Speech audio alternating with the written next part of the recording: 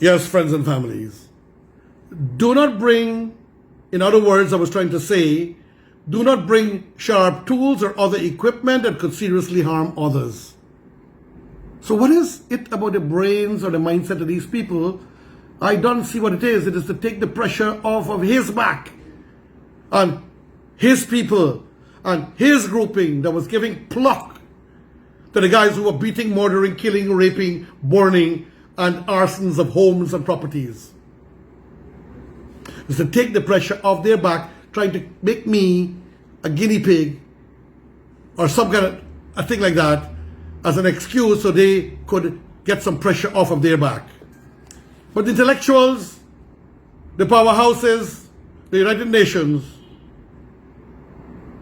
the CARICOM, the Congress, all of whom know about this, and I've seen to it because I've sent copies to them, they all know better because they're following us very closely through the US Embassy and the EU and all the other, and the United Kingdom High Commission. Use them, that is the baton. A baton, ladies and gentlemen, is a ruler, right? Of about this size, and a piece of stick only for self-defense. So that in case somebody is attacking you, you can at least try to keep them at bay a little bit.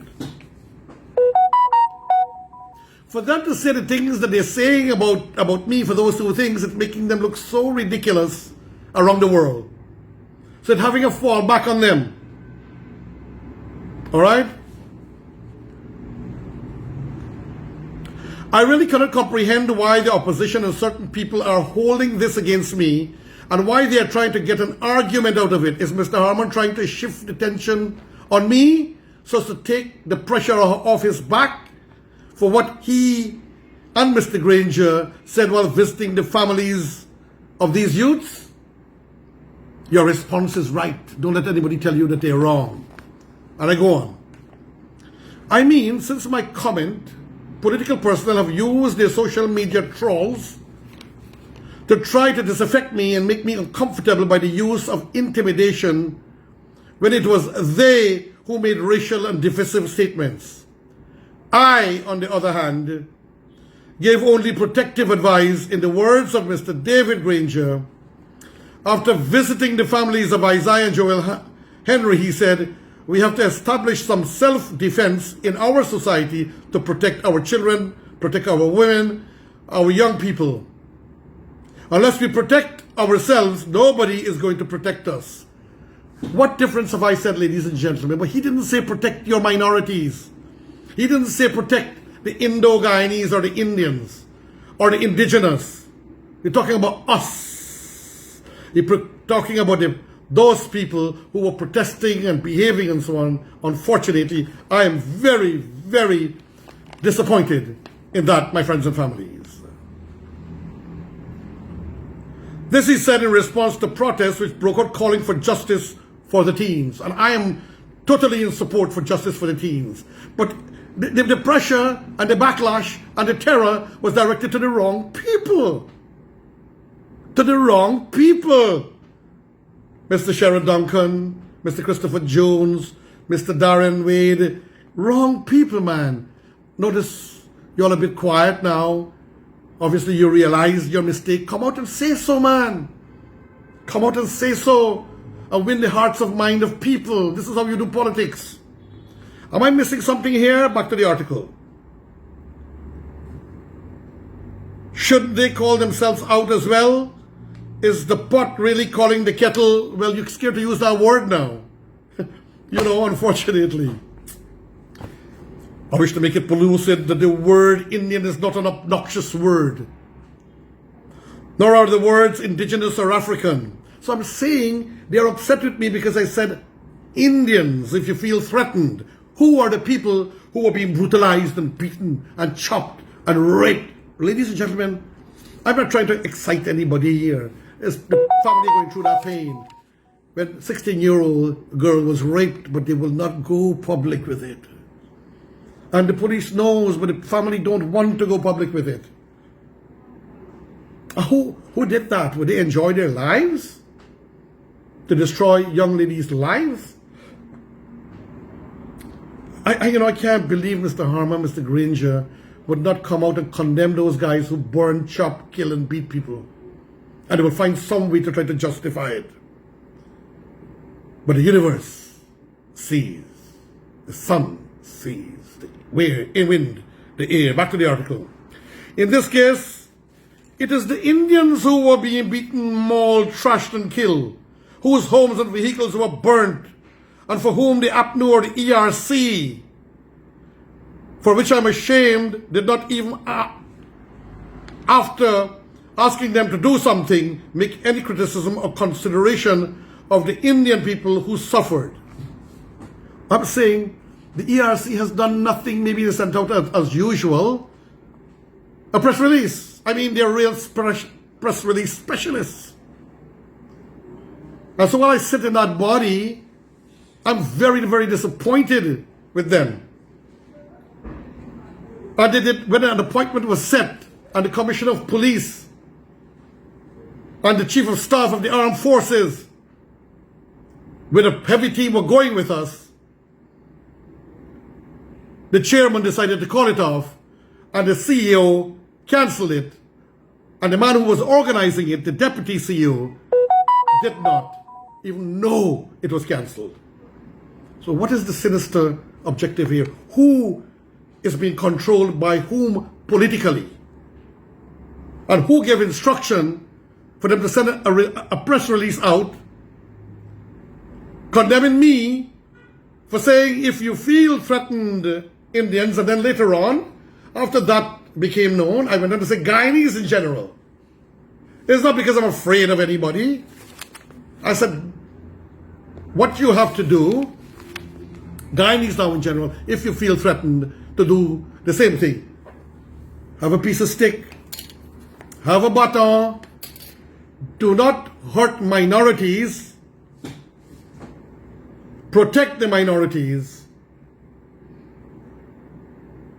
and secure yourself, and do not be aggressors. Same words.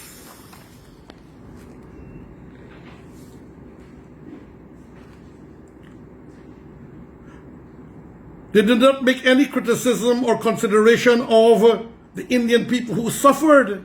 The APNU didn't do that. And they supposedly have a lot of people who are from Indian communities voting for them. So they say. Even though the AFC has lost all the constituencies, they don't have any. I use the words Indian the same way I would have used the words indigenous or African or Chinese or anyone else being taken advantage of. I would have had to identify them. So we normally identify people by saying Indo-Guyanese, Afro-Guyanese, because once we are all Guyanese, we must always refer to ourselves as Guyanese. Sometimes you want to identify the bloc or the community of the people. And everybody knows that I'm an ambassador of peace and lover of humanity. So they're trying to even use that to try to disaffect and damage me. But these things are in the hands of God. And you people who don't seem to understand, when you try to affect, destroy, disaffect people, in reality, the negative is coming back to you and is destroying you. This is the laws of the universe. You send out positive thoughts, you will be saved by positive thoughts. You send out negative thoughts and conspiracies, and you will be destroyed by negative thoughts and conspiracies. Mr. Harmon, as the opposition leader, you are doing wrong in trying to demonize me. And this is why this expose my side of the coin. I reiterate, the term Indian is not an obnoxious word. They are behaving and trying to make this thing look so bad for using the word Indian who are being targeted and beaten and murdered and raped, as if this word Indian is an obnoxious thing to use in Guyana. Come on, man. Nobody is obnoxious. Not the Indian, not the indigenous, not the Chinese, not the African. We are all human beings. We are all one human family under God. All.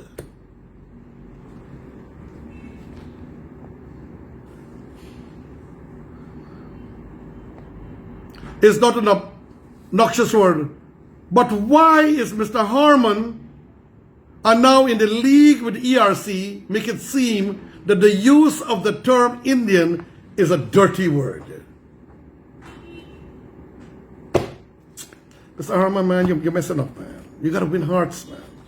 You got to show some positive in Parliament. You got to go and meet the people who were injured, man. Take your partner, Mr. Granger, and a few others, and go meet the people who were injured and beaten. Take Ram Jatan with you. Take Moses Nagamutu with you. Go and tell the people you're sorry and you wish them well, and you will do something to help to see to it they get back their truck or their lorries, or you will work with the government through your sponsors and donors. Heal the wounds. Help to heal the wounds. Not create more hate, man. We don't need that in this country.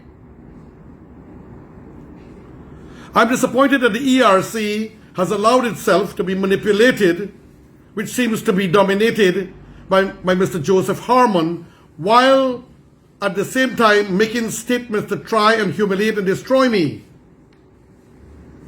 To my opinion, there are some instructions to do this and try to affect this guy or get rid of him or terrorize him, frustrate him to resign, or we will do so. I think this is what happened. The chairman of the ERC, without consultation or discussion from my perspective, or following the proper protocol, went to the media and engaged in the defamation of my character, which is currently being investigated by my lawyers. They're looking at it. We will decide whether we're going to take some legal action.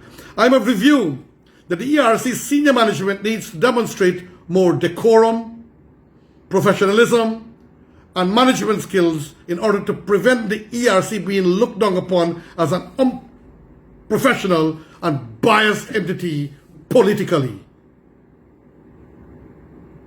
I'm going to stay quiet here and I'm going to look at you, ladies and gentlemen, and I want you to think on that for a moment.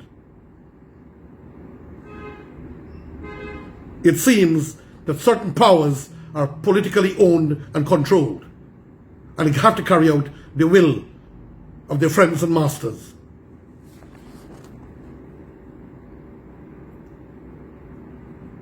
Subsequently, I would like to also highlight the fact there is one commissioner who is considered to be extremely difficult, and to my opinion, very prejudiced against Indian people, in particular, all others too, except his own, and who has written in the Chronicle during the previous government to say some very negative things about Justice Claudette Singh, negative remarks which included that she's mentally ill. Incidentally, he said I was mentally ill and another commissioner was mentally ill. He is the only one who seems to have good sense. However, the leadership of the ERC and Mr. Harmon did nothing to bring attention to that commissioner. So why was I handpicked by Mr. Harmon and the ERC? Why did Mr. Harmon not try to be judicious and fair by pointing out to that man, while we may have our quarrels politically, you have no right to tell the former Justice Claudette Singh, retired, that she's mentally ill. He didn't do that. None of them did that. Why was I handpicked? It is my personal opinion that Mr. Harmon has plans in the ERC to carry out his biddings. I have never held this opinion before. I've always been objective and professional, and I always will be. But my stance has changed after witnessing the skullduggery that took place just before the elections, after the elections, and the count and the recount. I had to start to speak, ladies and gentlemen. I had to speak. And don't ever anybody think that because you're a member of the ERC, you lose your right to speak. Of course, not trash or nonsense or exacerbate violence and so on. I'm just giving commentary and reading articles in newspapers. Why are they upset with me? I haven't chosen a side, but because some of the Freddie Kissoon and other intellectual articles goes against a certain political entity, they are branding me as being pro-PPP, which is not so.